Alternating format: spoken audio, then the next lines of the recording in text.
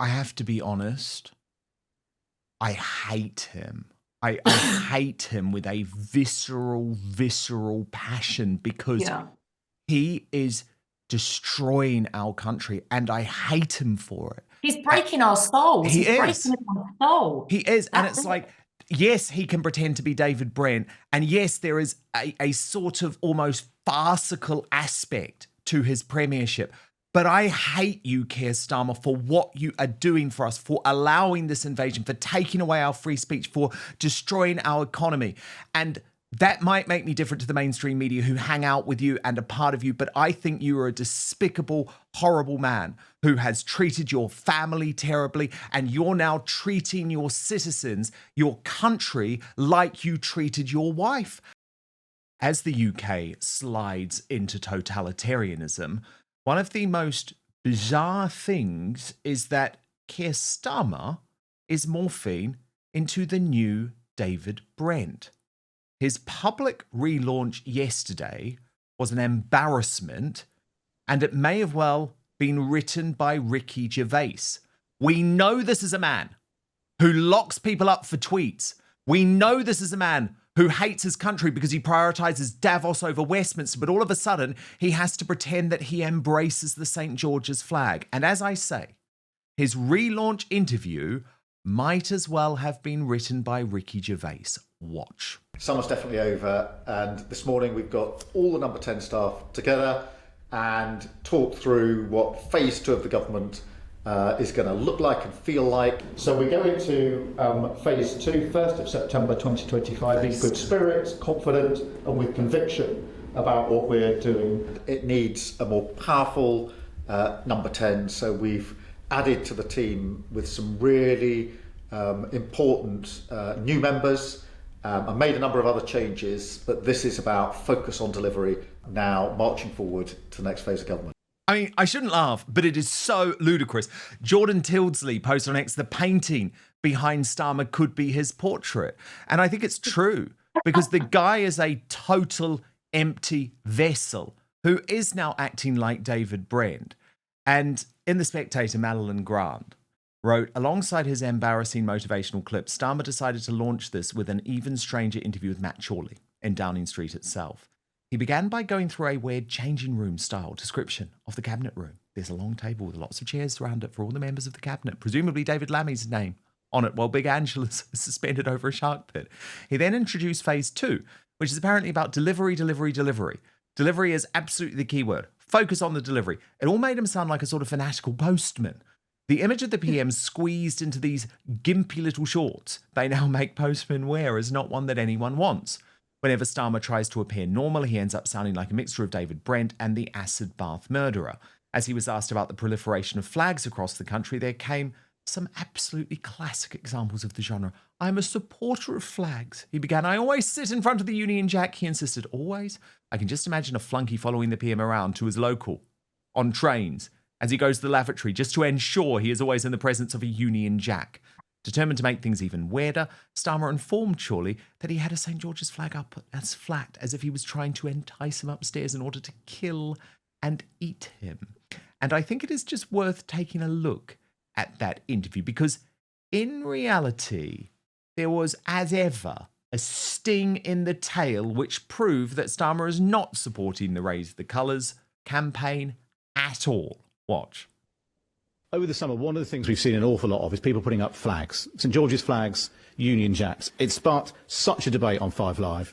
Some people say it's patriotic, some people say it's racist. Which is it? I'm a supporter of flags. You are sitting with one, you've got a Union Jack behind you. I've got one behind me. Are you a supporter of people painting roundabouts and hanging them from lampposts? Look, I'm the leader of the Labour Party who put the Union Jack on our Labour Party membership cards. I always sit in front of a Union Jack. I've been doing it for years, and it attracted a lot of comment when I started doing it. And in our flat, which is upstairs from here, as you know, we've got the St George's flag in our flat. So you're encouraging people to put up more flags? I'm very encouraging of flags. I think they're patriotic, and I think they're a great symbol of our nation. I don't think they should be devalued and belittled, and I think sometimes when they're used purely for divisive purposes. It actually devalues the flag. I don't want to see that. I'm proud of our flag.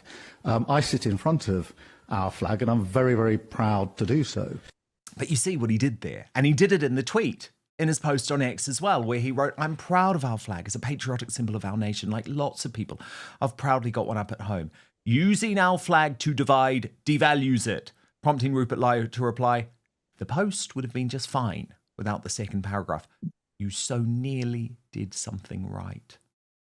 And then what about Rachel From Accounts? Rachel From Accounts, who is driving our economy into the ground, who has been completely embarrassed by this reshuffle, as the Daily Telegraph front page pointed out today, but who, again, in female David Brent style, thought, I know what I'll do. I'm not going to give an interview to talk about the fact that the gilt yields are in a far worse place than they ever were under Liz Truss, about the fact that I'm going to have to break my manifesto promises, or if not, drive the middle classes either out of the country or into the ground with new taxes. No.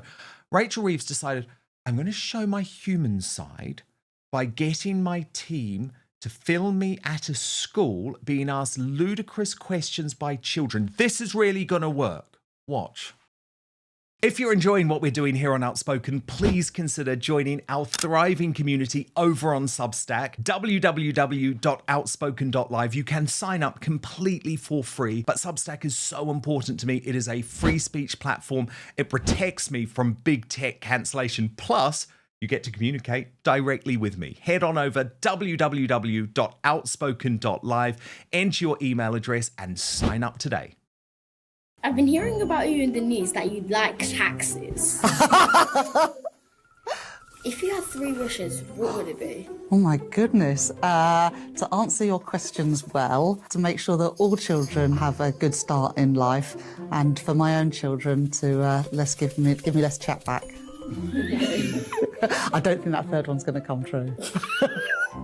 Is that your question? Well, I really, really believe that you and all the boys and girls that you're at school with deserve great teachers and great resources at school. The really important thing for me is that when you need a school place for your kid, when you need a doctor's appointment or maybe an operation in a health service or to go to the local park or the library, it's there for you, regardless of how much money you've got and how much you've paid into the system. If you could have another job, what would that be?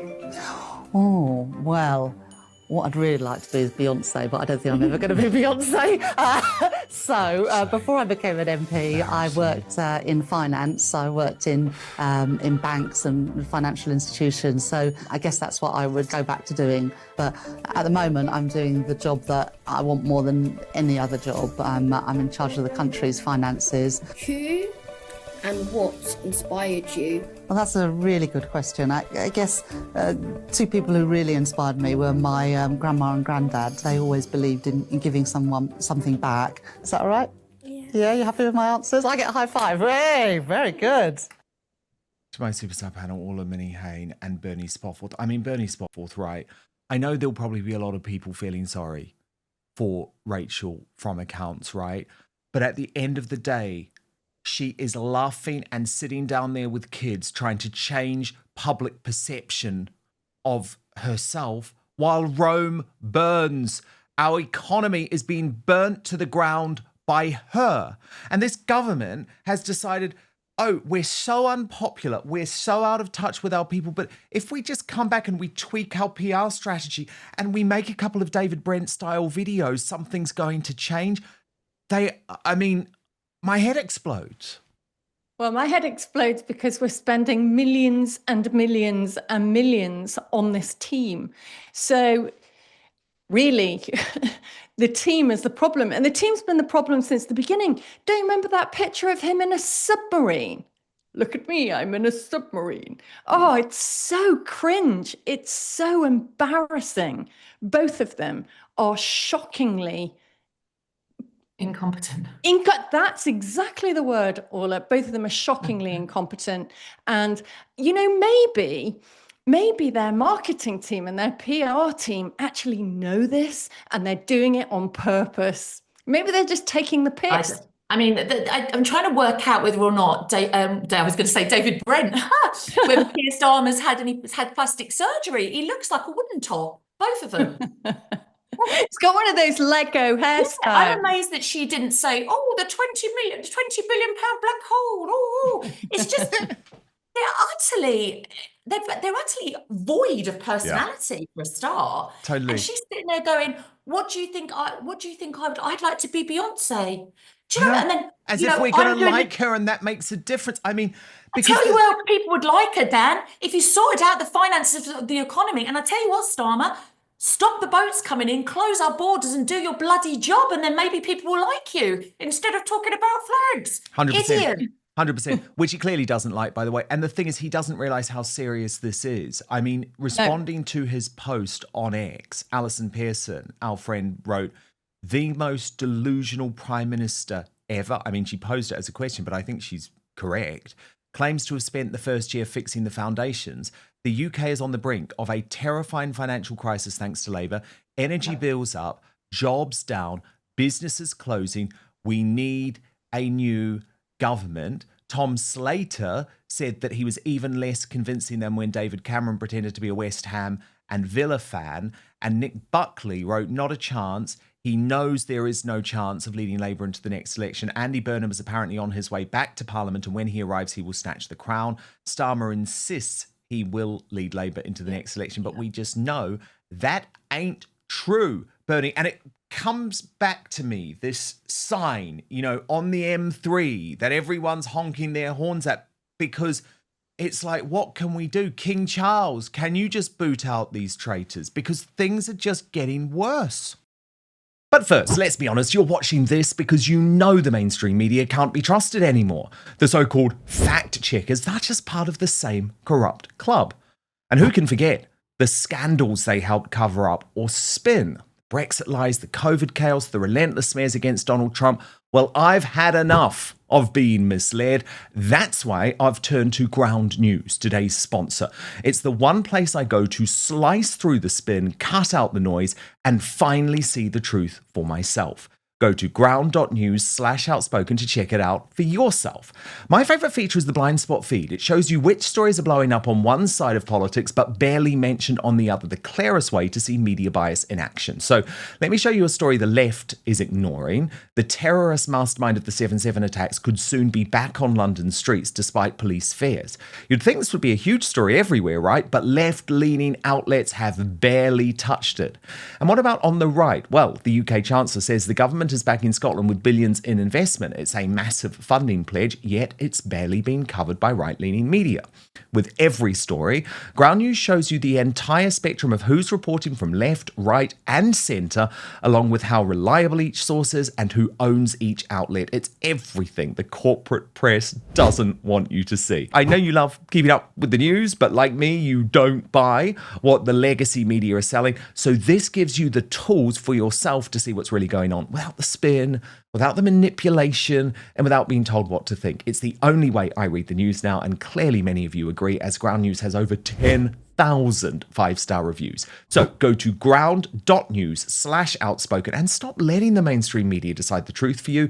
If you subscribe through my link, you'll get 40% off the Vantage plan. That's the one I personally use for unlimited access. Supporting Ground News also supports Outspoken, so thank you for helping me keep doing what I am doing here too. That's ground.news/outspoken. But now, back to the show. And I mean, like, if I may, on a serious note, I know we've please. been laughing at Starmer, but Alison's totally right. I read everything that Alison writes, and she's so concerned about the financial state of this country and the fact that we are literally about to go over the cliff, which we are, and that will be catastrophic for a country that has been a financial powerhouse for decades. We are now about to implode. But on a serious note, People are struggling to pay their bills. They're going to Tesco and not being able to pay for their food bill. You know, they can't buy their kids' new school uniforms this week. They're saying to me, you know, Orla, I'm going to have to get another job. And that is why, going back to the migrant crisis, when we see these men in hotels getting 5 meals a day, getting phones, getting their amenities paid for, you know, we're walking around in trainers, and that is what is sticking in the throat. So not only have you got that sexual kind of, and that sexual assault scenario, the violence and all those other things, and the undocumented men, the concern around undocumented men and the risk that poses, but the unfairness that these people are getting. So they're getting everything that a human being needs to sustain themselves, when the public are saying, we can't sustain our families anymore, we can't pay our bills anymore. And people are terrified that they're not going to be able to make their mortgages, their rent, pay their council tax, it's just so utterly unfair. But do you know what? Don't worry, Starmer. You talk about how you've got a lovely flag in number 10. Of course you've got a flag. You're the Prime Minister of the bloody United Kingdom. It's so infuriating. Yeah, I mean, I have to be honest. I hate him.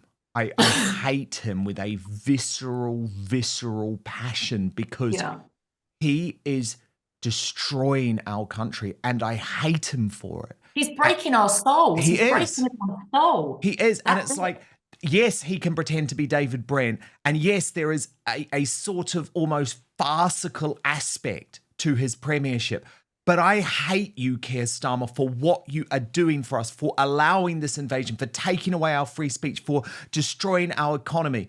And that might make me different to the mainstream media who hang out with you and are part of you, but I think you are a despicable, horrible man who has treated your family terribly, and you're now treating your citizens, your country, like you treated your wife.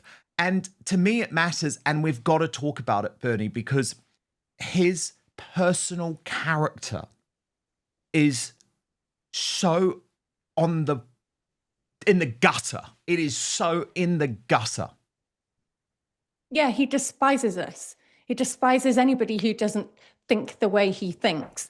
The economy is absolutely screwed. Our debt is enormous. He has no way of handling it. He doesn't understand how to handle it. And the problem is, with a shrinking workforce, it's not only that the workforce is feeling poorer, but it's shrinking. The civil service has grown by public service, has grown by 700,000 people. So a smaller number of people are supporting them and getting nothing.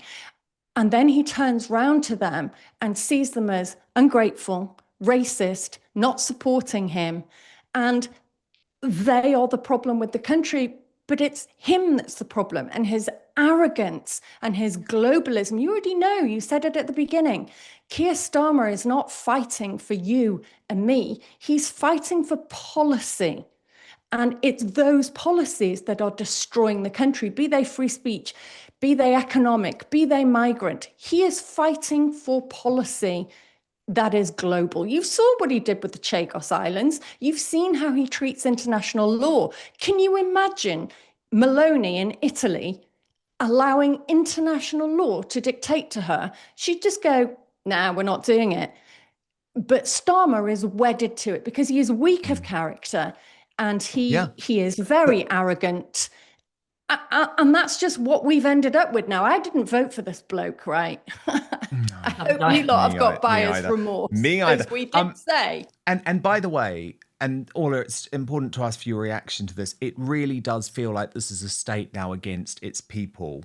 Everything Epping Forest has just reported in the past few minutes that the Court of Appeal has refused Epping Forest District Council permission to appeal to the Supreme Court over the closure of the Bell Hotel.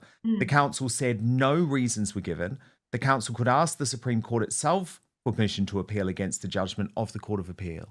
But this feels like this is the system keeping this damn hotel open at any cost. Yeah. Well, now you need Elon.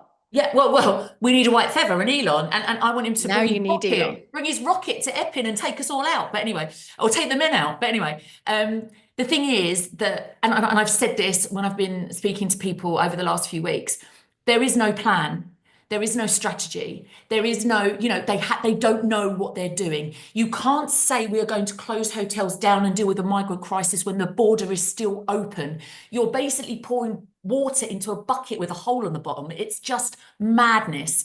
They don't want to close the Bell. If they close the Bell Hotel, they've got to rehouse 138 men. Those men will then be put into the community, which is not wanted. They'll cause absolute mayhem. Everything will go it will implode into a much bigger problem. If they do it in Epping, they have to do it in every city and town across the UK. There are 35,000 approximately men in hotels. Where are they going to put them? So this nonsense of we will close down all the hotels by 2029 when we finish this parliament finishes. You're not going to be in power, mate. Let's be very clear, because the country is going to have you out because you are so incompetent and so disingenuous.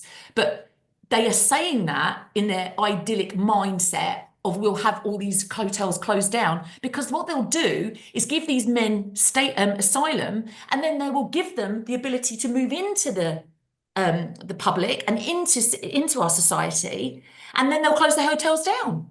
But all you're doing is taking a problem from a hotel, which is sort of contained, putting it into your community. And that's how they're selling this absolute farcical idea of we'll close the hotels down. Yeah, you probably will, but you're going to make the problem a lot worse. And all along, more and more, getting off boats every day. It is ludicrous. I literally, whether you like Trump or you don't, he said he would stop the invasion of the states. He would close the border and he would stop illegal migration. And he did that in 7 months. He did it because he wanted to do it. Let's be clear. Starmer doesn't want to do it. The government don't want to do it. And whatever is behind that, you could be a conspiracy theorist and come up with lots of different ideas. But whatever is behind that, they don't want to. Because on Sunday, and every time we've had a protest in Essex, in Epping, there have been 500 plus policemen in riot gear. Why aren't they in Dover? Put them on the beach, put them in Dover and get them to man the beach in Dover. Why are they manning women and children in Epping? It's bananas. The whole thing, it makes me want to throw up. I'm going to get really annoyed now, so I need to calm down. But the way they treat us with total contempt, like we're idiots. And, we're going to do this, we're going to do that. You're not going to do anything. We know you're not going to do anything because you haven't done anything. We're going to deliver this. They couldn't deliver a pizza. It's just utter nonsense, the whole thing. The sooner they go, the sooner we can get control of this country again, the sooner we can all get back to living some kind of normal life. Sorry for ranting. No, I loved it. I absolutely loved it. I was listening, nodding along. Go Ola. Absolutely loved it. And I'm sure everyone else is feeling the same. Thank you so much for watching Dan Wootton Outspoken. Please click on my face just to the bottom left to subscribe to this brand new independent news source and turn on the notification bell so you'll be alerted to our brand new live shows, uncancelled interviews and special royal episodes. Outspoken is also now available as a podcast, so you can listen to the show every weekday on the go, wherever you are.